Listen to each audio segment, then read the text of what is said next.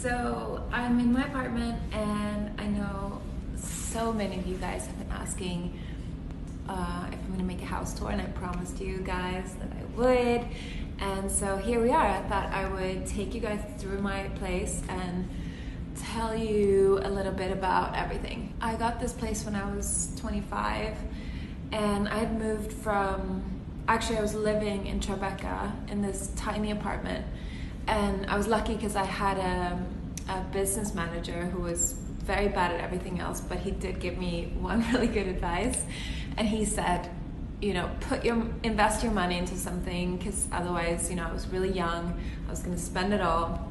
So he said, invest your money, buy an apartment, and so I did. I put all the money that I had into this place, and I lived there for a while, and during that time my career kind of took off. So I renovated the apartment, and I decided to move to more of like my dream place. And so I began to look with a broker all over New York, and my dream was to, I really liked the experience of renovating my old place in Tribeca. Like, that was really fun for me, and I realized that not only is it smart to buy a place that is not perfect and then fix it up, if you like that sort of thing, you can literally do whatever you want. So you can build your dream kitchen, you can put the floor you want, and you can just choose everything. And that really appealed to me, because I always was very aesthetic. I like things a certain way, and I looked at so many places that were, you know, done up already, and it wasn't really my style. So either I would have to tear it all out and start over, or I would have to live with someone else's renovation. So my goal when I looked for my new place was to find something that was very raw and not done at all.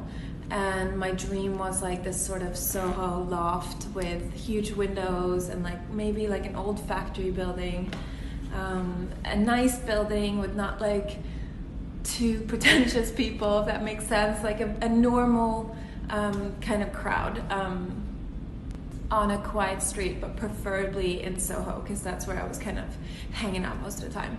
So I looked for about a year, and it was really hard to find, because most of the places that are in these old buildings, they've already been renovated, or they're super expensive and I couldn't afford them.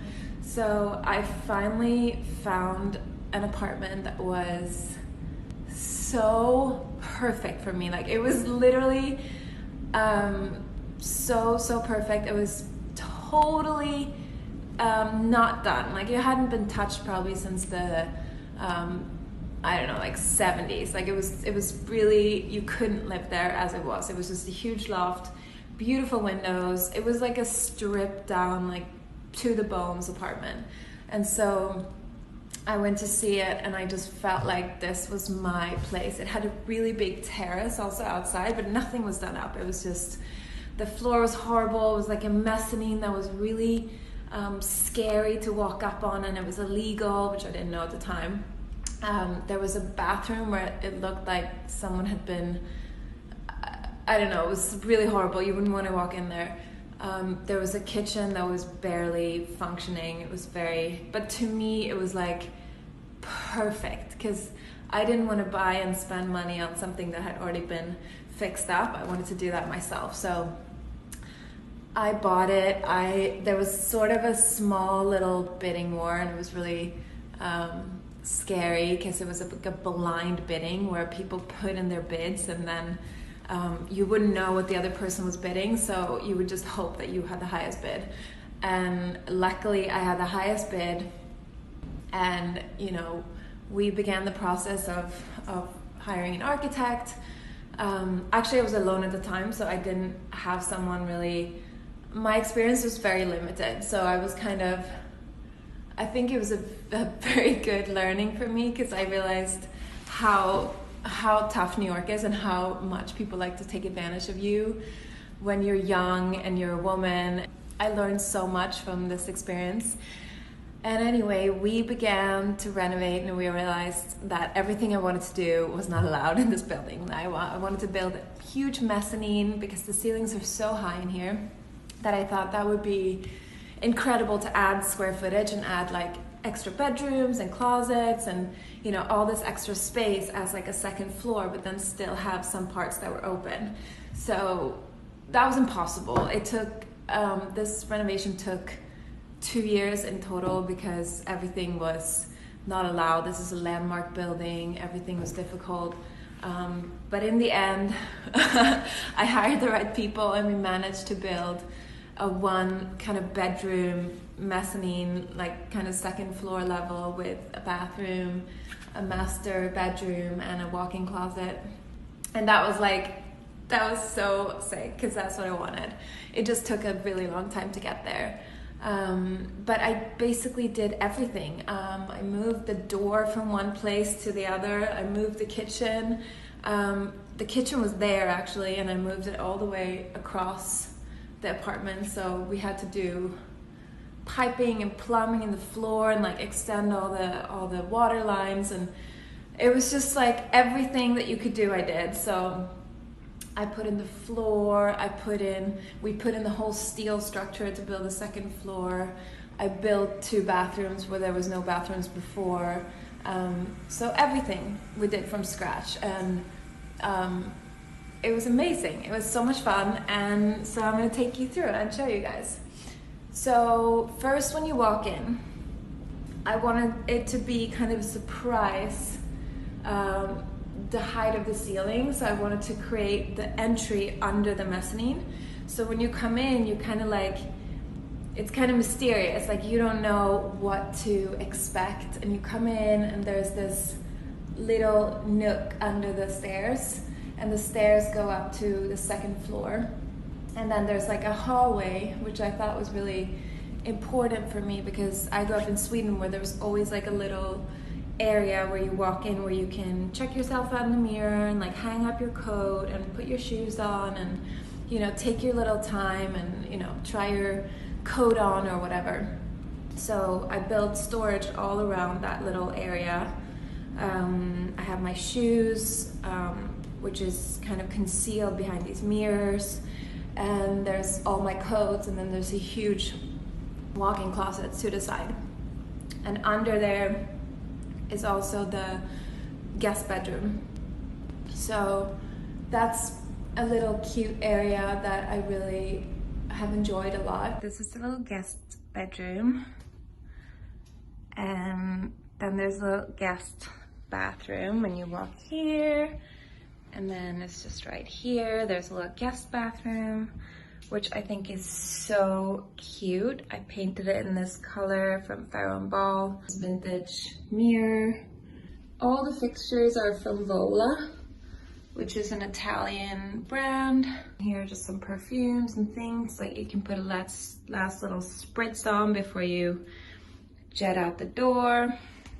And then when you walk into the apartment, you come into the kitchen, and the kitchen, everything that I did in here was the millwork, and all the cabinets were custom made, and I wanted it to be very personal and feel just like me. So I picked this custom Farrow & Ball color on the cabinets, which was my dream shade of blue. And then we did this walnut, and I actually drew this kitchen how I wanted it, and my architect made it come alive. This is the marble backsplash and the island and the Vola fixtures again. And this is the fridge here, and this is the freezer. This is a custom Farrow & Ball color, and yeah. And I wanted to have a marble black backsplash that was very gray in color, so we've searched a long time to find this special gray backsplash, and I wanted the lines to go a certain way. So then I did the island and the kitchen island. I really love having a kitchen island. It was always my dream to have a big space and then a kitchen island in the middle, and you could be social and you could cook on it, and you could have people like sit on the other side and enjoy conversation and have a drink or whatever, and I could be cooking and look out. So I did the sink like looking out to the apartment. And so then when you enter, there's this little area where you can have dinner or lunch or breakfast or whatever, and it's kind of the dining area. And since this apartment is one big space, except for upstairs, each area to feel like they were special and, you know, they had its own little vibe. So I bought this table and I got these green chairs and this rug, this Swedish rug, and then a little lamp over and some plants around and this little Max lamp chair that I'm obsessed with. And then I have some open shelving where we keep all the kind of colorful pottery and plates that we got in Japan and some Swedish glassware. There's this big white sofa, which before I used to have a pink sofa, but I changed it to this white one because it felt just right for the space, the way it curved, and also this brightness of the sofa. I built this huge bookcase because my boyfriend has a lot of books. I didn't know that at the time, but because when I moved in here it was just me. But then we filled that with his books and I color coordinated it, which he hates, but I love it. And then up there is the master bedroom. Okay, so we're walking upstairs. So when you first come up here, there is my closet, which I'm not going to show you right now, but this is when you walk into the closet. The other way, you have the master bedroom. So that's downstairs. Then you come up here, and this is like our favorite little room. The cats love this room because it's cozy. We have these candy cubes from Sabina Marcellus, who I love. This plant that actually died because we were in LA for a month. Those are the other windows there to the, yep, so it opens, walk in. You have the bed here, and then when you turn this way, you have the master bathroom, which is, we have the bathtub here. I really love to take baths, so this was really important to me to have like a nice vintage tub. Then there's a shower here. So everything is this Italian marble that I found. Here I like to keep my products that I'm trying so I don't forget, and here are kind of the products that I use on a daily. So as for the furniture in this place, basically everything was sourced and collected by me, like from vintage dealers or designers that I've read about or know.